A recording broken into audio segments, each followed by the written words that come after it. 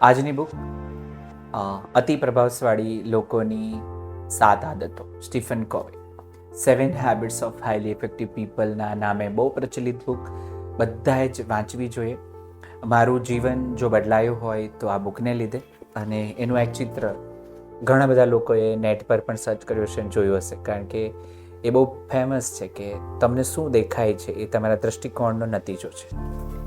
મારી વાત કરું તો મેં વોટ્સઅપ પર પણ મારું મિશન સ્ટેટમેન્ટ મૂક્યું છે.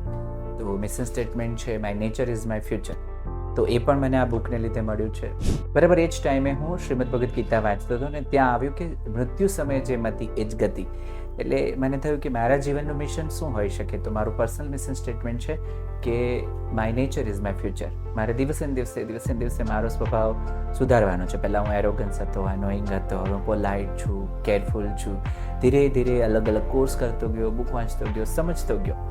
પણ એ બધાની સાથે સાથે હંમેશા મને કોઈક ગાઈડ કર્યું હોય તો આ બુક છે. એના જે મારા સૌથી ગમતા ચેપ્ટર છે એ હું તમને કહું તો એક તો પોતે સમજો અને પછી બીજાને સમજાવવાનો પ્રયત્ન કરો, એ બહુ જ અગત્યની વસ્તુ છે. બીજું જેમાંથી હું વિઝન મિશન લોકોને કરાવડાવું છું એ છે કે keep and result in the mind. આ બહુ અગત્યનું છે કે બિઝનેસની અંદર પણ એન્ડ રિઝલ્ટ માઇન્ડમાં રાખીને પછી રિવર્સ આવવાનું હોય. તો ઘણા બધા સીઈઓને સીટીઓને મેં સાથે રહીને આ બુક વંચાવી છે. 2 વાર મેં આનું બુક રિવ્યૂ કર્યું છે. મેં પોતે 2 વાર આ બુક ફરીને વાંચી છે. લોકડાઉનમાં ફરીથી એકવાર રિવિઝિટ કરવાનું મન થયું તો આ બુક જ હાથમાં આવી હતી. એટલે ઇટ્સ ઓસમ બુક.